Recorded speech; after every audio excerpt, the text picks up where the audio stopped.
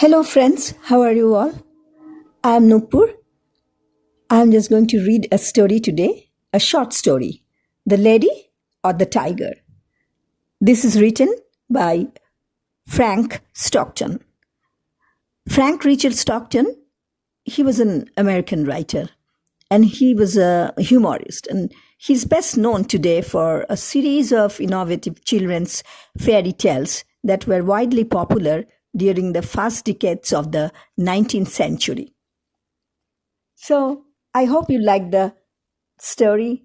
Let me know your comments, share, and just listen to the story. Long ago, in the very olden time, there lived a powerful king. Some of his ideas were progressive, but others caused people to suffer.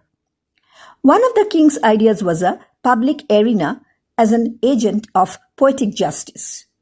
Crime was punished or innocence was decided by the result of chance. When a person was accused of a crime, his future would be judged in the public arena. All the people would gather in this building. The king sat high up on his ceremonial chair. He gave a sign. A door under him opened. The accused person stepped out into the arena. Directly opposite the king were two doors. They were side by side, exactly alike. The person on trial had to walk directly to these doors and open one of them. He could open whichever door he pleased. If the accused man opened one door, out come a hungry tiger, the fiercest in the land. The tiger immediately jumped on him and tore him to pieces as punishment for his guilt. The case of the suspect was thus decided. Iron bells rang sadly. Great cries went up from the paid mourners, and the people with heads hanging low and sad hearts slowly made their way home. They mourned greatly that one so young and fair or so old and respected should have died this way. But if the accused opened the other door, there came forth from it a woman, chosen especially for the person. To this lady he was immediately married in honor of his innocence.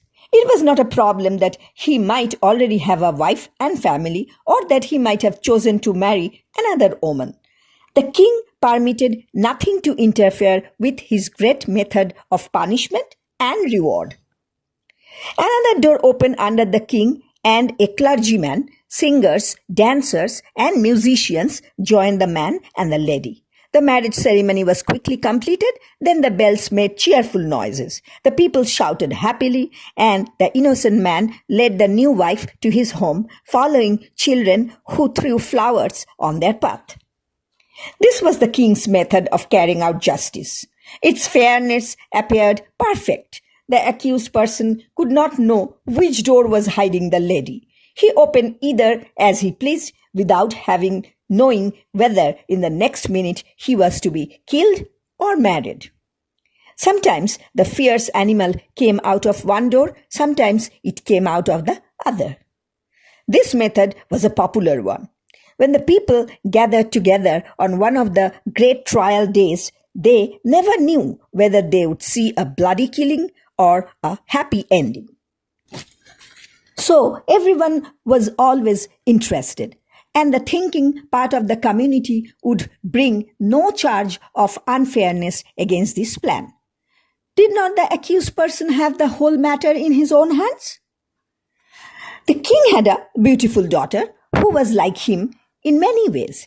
He loved her above all humanity. The princess secretly loved a young man who was the best looking and bravest in the land. But he was a commoner, not part of any important family. One day, the king discovered the relationship between his daughter and the young man. The man was immediately put in prison. A day was set for him for his trial in the king's public arena. This, of course, was an especially important event. Never before had a common subject been brave enough to love the daughter of the king. The king knew that the young man would be punished, even if he opened the right door. and the king would take pleasure in watching the series of events which would judge whether or not the man had done wrong in loving the princess. The day of the trial arrived.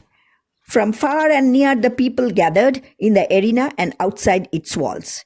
The king and his advisers were in their places, opposite the two doors.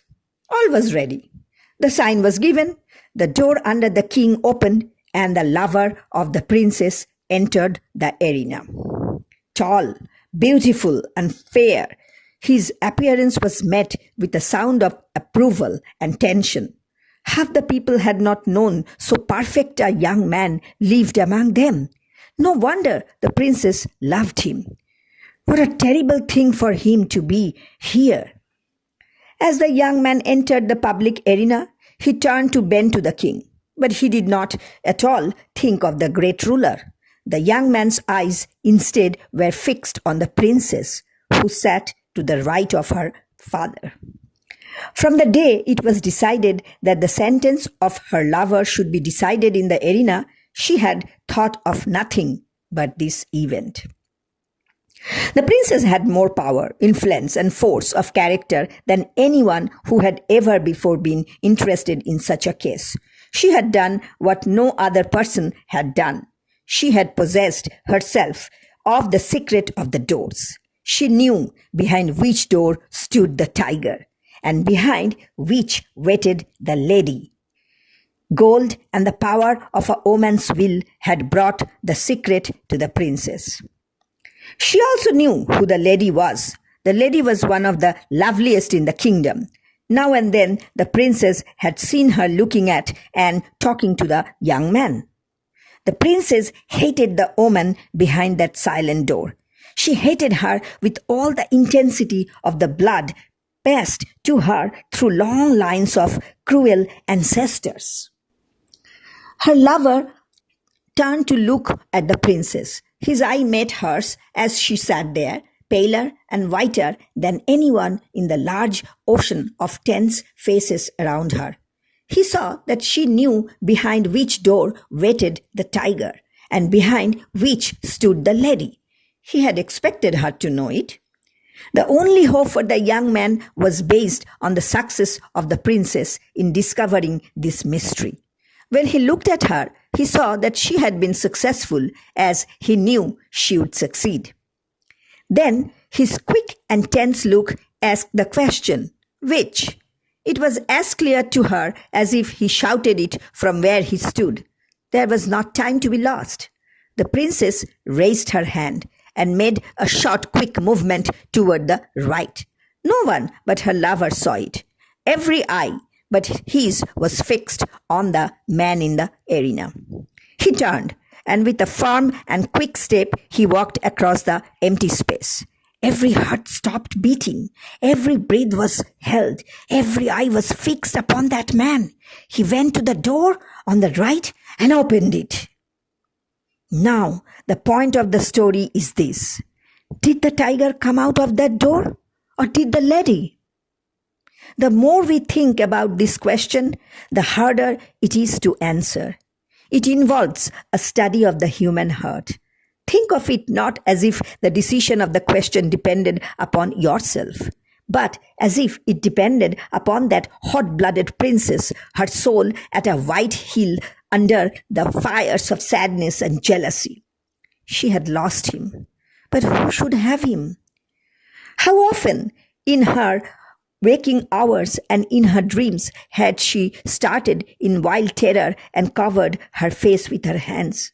She thought of her lover opening the door on the other side of which waited the sharp teeth of the tiger. But how much oftener had she seen him open the other door?